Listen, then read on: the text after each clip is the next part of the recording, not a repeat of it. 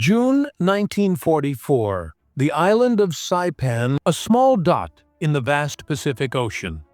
But for both Japan and America, it was everything, a single island. Yet whoever controlled it could strike the other's homeland. The Japanese called it their shield. The Americans saw it as the doorway to Tokyo. But no one expected what would unfold here. A brutal 18-minute storm of fire and deception.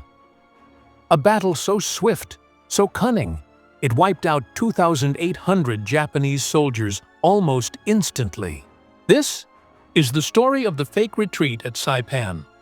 A tactic so unexpected, it shattered Japan's island defenses and changed Pacific warfare forever. It began when American Marines, exhausted from days of fighting, were pushed back by Japanese forces who believed they finally had them cornered. But in truth, the Americans were setting a trap.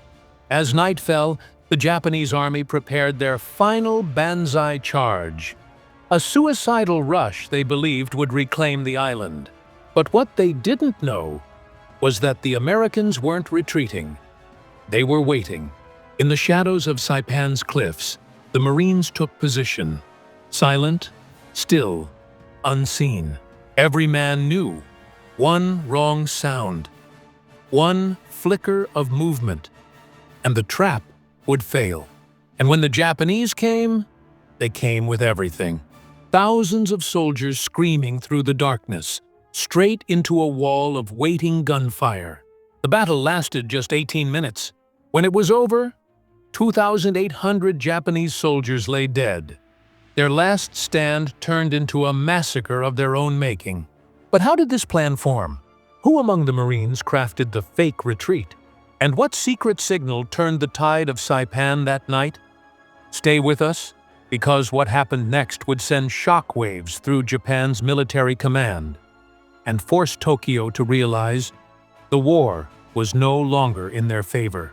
If you're fascinated by the untold tactics and real moments that shaped history, make sure to subscribe and turn on the bell, because every week we uncover the forgotten battles that changed the world.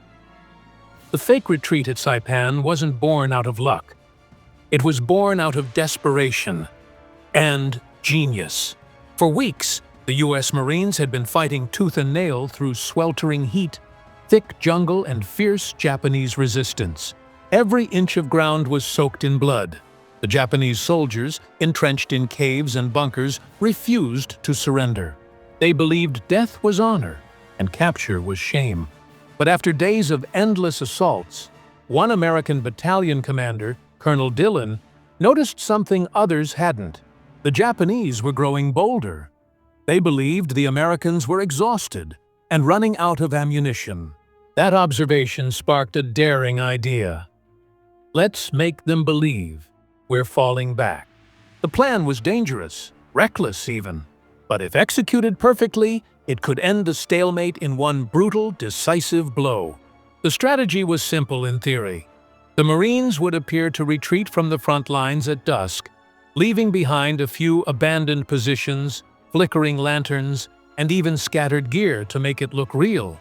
In reality, they would reposition silently into camouflaged trenches and machine gun nests, forming a kill zone that cut across the valley floor. As darkness fell, Saipan's humid air grew thick with tension. The sound of crickets mixed with the faint echo of distant waves. Every soldier's finger rested tight on the trigger. No one spoke. No one moved. Then it happened. A single Japanese bugle cried out from the jungle. Moments later, a thunderous roar shook the night. Thousands of Japanese soldiers surged forward, screaming, "Banzai!" as they charged down the slope toward the retreating Americans. They came like a tidal wave of fury, bayonets gleaming under the moonlight, eyes burning with determination. To them, this was the glorious death their emperor promised. But what awaited them was hell itself. Gunfire explodes, chaos fills the soundscape.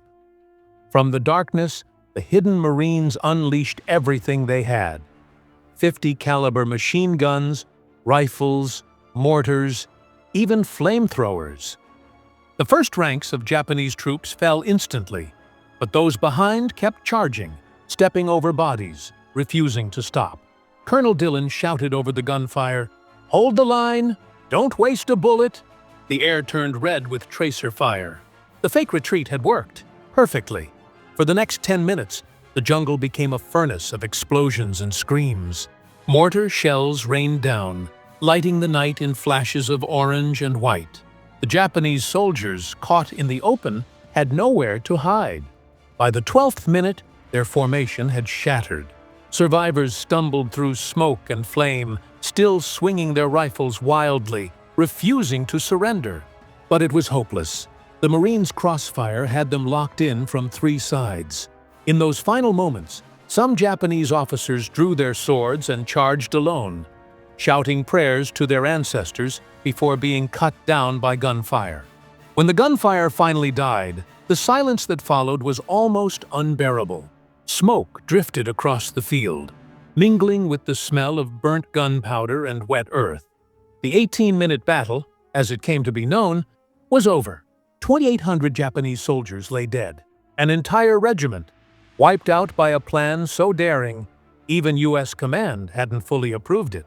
As dawn broke over Saipan, the Marines walked among the battlefield, stunned. Many had expected to die that night. Instead, they had achieved one of the most devastating ambushes in Pacific history. But victory came with a cost. Hundreds of Marines were wounded. Many said they'd never forget the sight of men charging fearlessly into certain death. One soldier wrote in his diary, "They weren't fighting for land.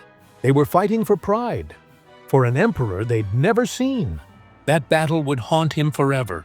The success of the fake retreat spread quickly through the Allied ranks. Military strategists would later call it one of the boldest deception tactics of the Pacific War. It shattered Japanese morale on the island and marked the beginning of the end for Saipan's defenders. But more than that, it revealed a deeper truth about the war itself, that even in chaos, strategy could overpower sheer courage. And for the first time, Japan realized something terrifying. If they could lose Saipan, they could lose everything. The morning after the battle, the island of Saipan was eerily silent. Smoke still curled from blackened craters, the palm trees stripped bare by artillery fire, and the once green valley was now a wasteland. The American troops, exhausted and grim, moved slowly through the wreckage. Their boots crunched over empty shell casings and the bodies of fallen soldiers, friend and foe alike. Colonel Dillon stood at the center of the field, staring at the unbelievable destruction.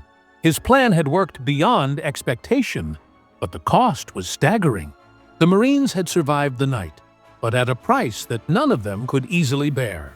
The Japanese attack had come in overwhelming waves, nearly 3,000 men charging headlong into certain death. They didn't break, didn't surrender, didn't even hesitate. Every soldier had fought to his last breath, believing his death would buy Japan another day of honor.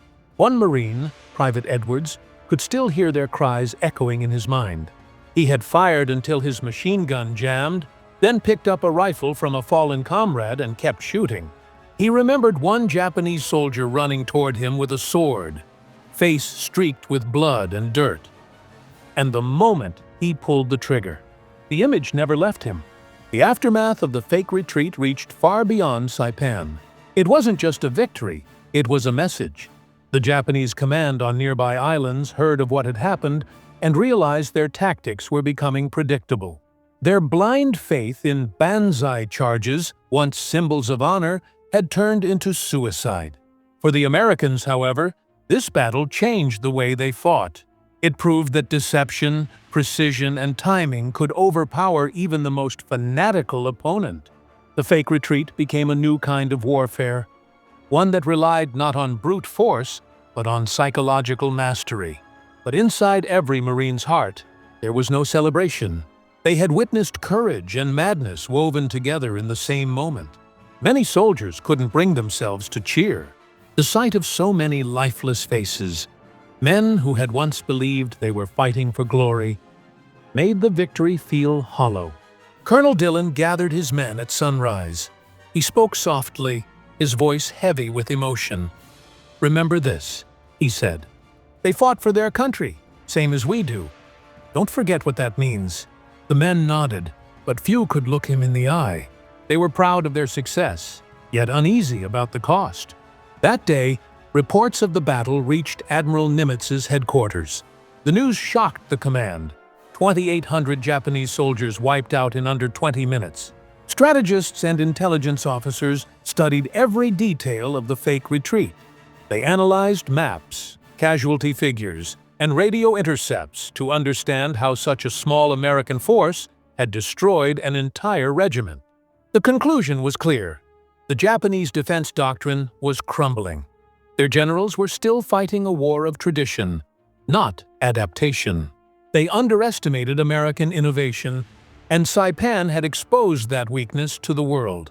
As the Americans pushed deeper into the island, they discovered what the Japanese high command had feared most: that Saipan's loss would bring American bombers within range of Tokyo itself. The empire's heartland was now vulnerable. The war was turning. For the Japanese soldiers who had survived the ambush, there was no retreat, no surrender. Many committed suicide in the following days, some using grenades, others jumping from cliffs into the sea. They believed capture would bring eternal shame to their families. One interpreter later described the captured Japanese officer's final words before his death: "Saipan is finished. Japan will follow." That chilling prediction spread through U.S. intelligence circles like wildfire. It wasn't just a warning, it was a prophecy. By July 1944, the battle for Saipan was officially over. The island was secured, but the human toll was unimaginable. Over 29,000 Japanese soldiers were dead, along with thousands of civilians. The fake retreat had marked a turning point, not just militarily, but psychologically. It had shown that Japan's warrior spirit, once thought unbreakable, could be manipulated and destroyed from within.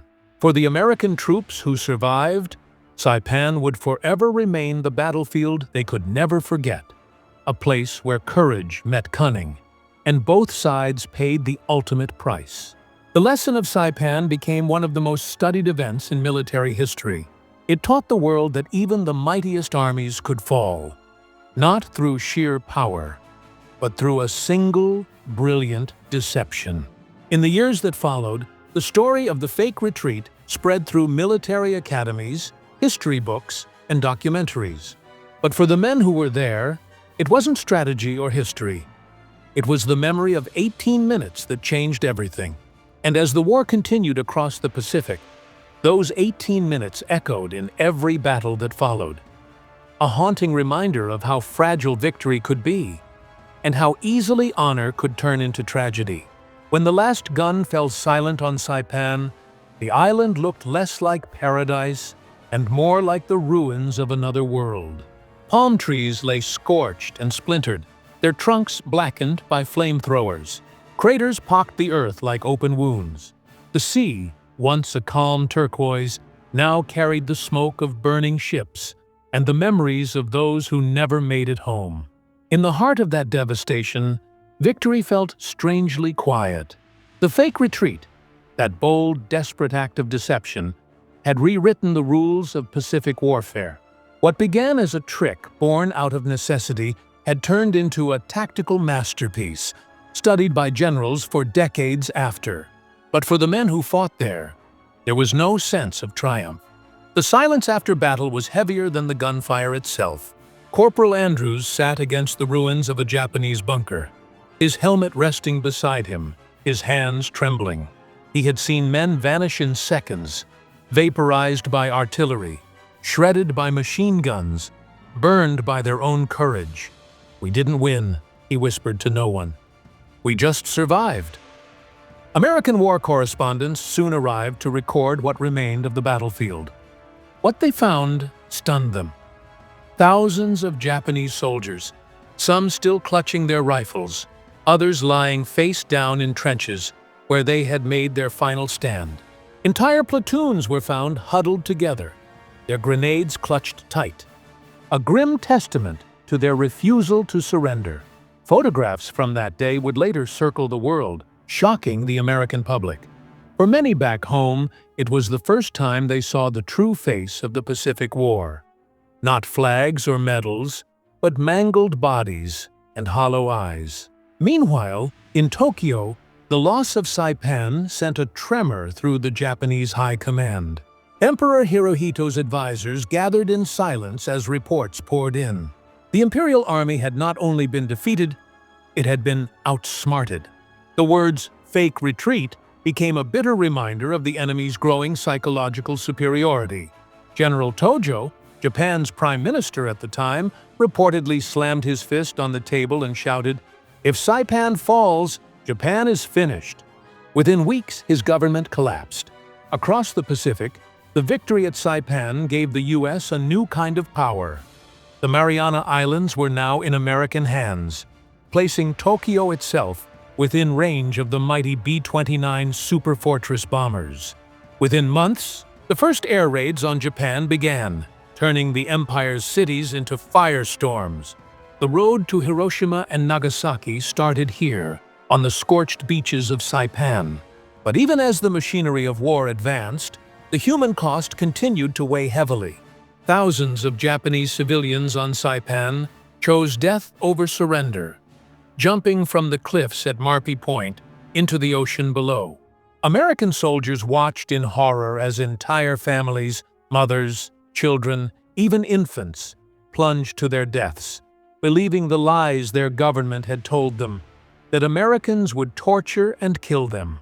Those cliffs would later be called Suicide Cliff and Banzai Cliff, memorials to the madness that war can breed. Years later, veterans who fought on Saipan would speak about it with trembling voices. They didn't remember the strategy.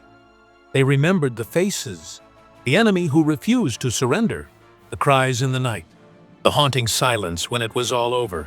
One Marine, decades later, would tell a historian, "Saipan wasn't just another battle. It was where we realized our enemy would rather die than live without honor. And we realized maybe we weren't so different." The Battle of Saipan and that fateful fake retreat became a case study in the psychology of war. Military schools across the world analyzed how deception, when combined with timing and discipline, could change the outcome of an entire campaign. The tactics used there would later influence U.S. operations in Korea, Vietnam, and even modern warfare today. But for historians, the lesson went deeper. Saipan revealed the human breaking point, the moment when loyalty and logic dissolve under the weight of ideology. In the end, those 18 minutes of battle told a story larger than victory or defeat. They revealed what war truly is, not just a clash of armies, but a collision of belief, desperation, and the will to survive. Today, Saipan stands peaceful once more. Tourists walk the same beaches where soldiers once fought. The cliffs, now quiet and green, overlook an ocean that no longer hides the screams of war. Beneath the soil, the bones of both American and Japanese soldiers rest side by side. Enemies once, united now in silence. And every year, when veterans return to pay their respects, they stand before the memorial and whisper the same words, "Never again." Because Saipan was not only the battle that changed the Pacific, it was the battle that reminded the world how fragile peace truly is.